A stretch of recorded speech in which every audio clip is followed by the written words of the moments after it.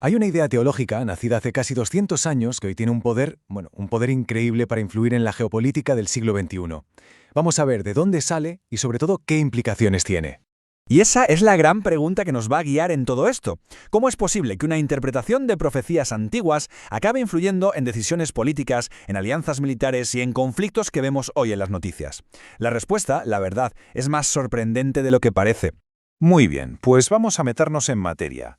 Para entender este sistema tenemos que empezar por su concepto central, que es una metáfora muy potente, la de un reloj divino que de repente se ha parado.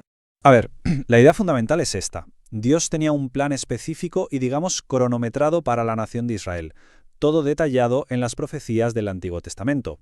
Pero, según esta visión, ese reloj se detuvo en seco hace unos 2000 años. Y claro, la pregunta es, ¿y qué ha pasado durante todo este tiempo? Pues para el dispensacionalismo, la era de la Iglesia es un paréntesis, como un plan B, por así decirlo, un misterio que no estaba previsto en las profecías originales sobre Israel. Así que existimos en ese tiempo de pausa, esperando a que el reloj principal se ponga de nuevo en marcha. Y eso nos lleva a la siguiente pregunta.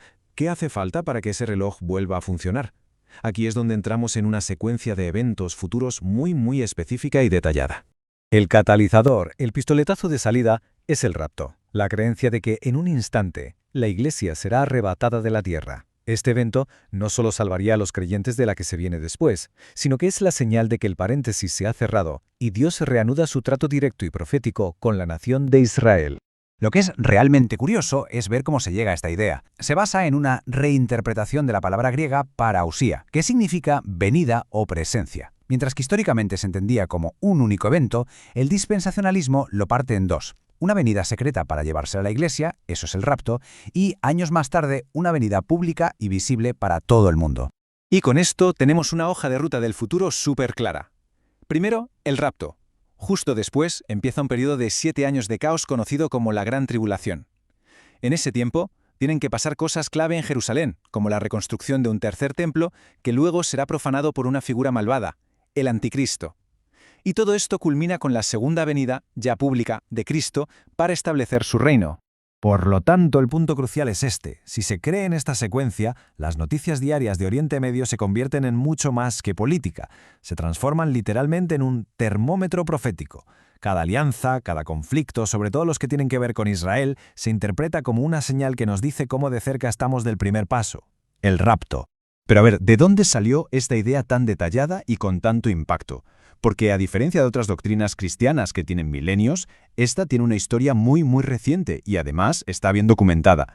Sigamos la cronología. Todo empieza en la década de 1830, cuando un tal John Nelson Darby introduce la idea de un rapto antes de la tribulación. Luego, el gran salto a la fama llega en 1909 con la Biblia de referencia Scofield. Esta Biblia, lo que hacía, era poner la interpretación de Darby en las notas a pie de página. Y claro, millones de personas empezaron a leerlo como si fuera parte del texto original. El punto de inflexión es 1948. La creación del Estado de Israel se ve como la señal profética definitiva. Y a partir de ahí, la idea se fusiona con el sionismo cristiano y llega a influir directamente en la política exterior que vemos hoy. Ahora bien, como cualquier sistema de predicción, se enfrenta a un problema fundamental. ¿Qué ocurre cuando los pronósticos no se cumplen? Los textos que analizamos plantean varias cuestiones bastante críticas al respecto.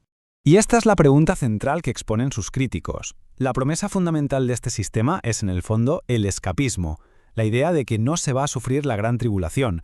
Pero, si esa premisa es incorrecta, deja a millones de personas sin preparación ni teológica ni mental para enfrentarse a una persecución o una tiranía que se les enseñó que nunca verían.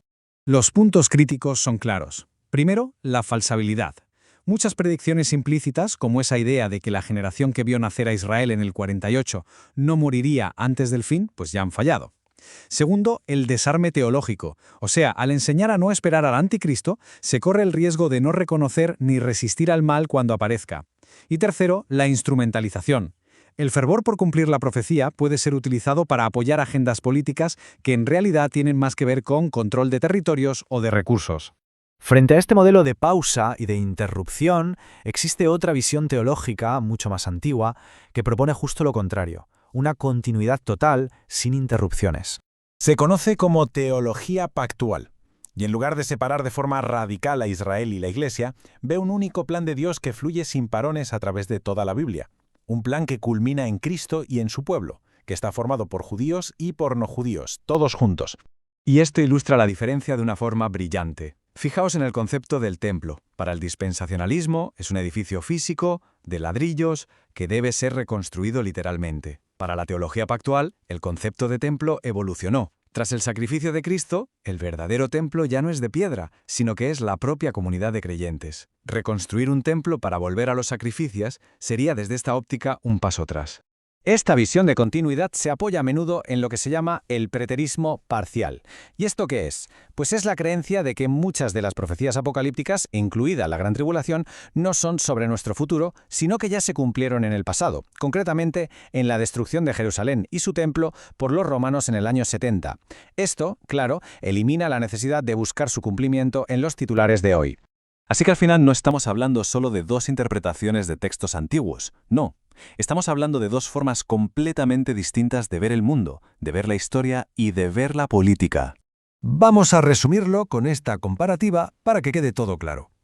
Para el dispensacionalismo, Israel es un Estado-nación actual, la tribulación está por venir y el anticristo es un dictador futuro, lo que a menudo lleva a un apoyo político incondicional a ese Estado. En cambio, para la teología pactual, el Israel de Dios es la Iglesia, la tribulación ya ocurrió y el anticristo fue una figura del siglo I. Esto exige que el juicio político se base en principios de justicia, no en la etnia de una nación en particular.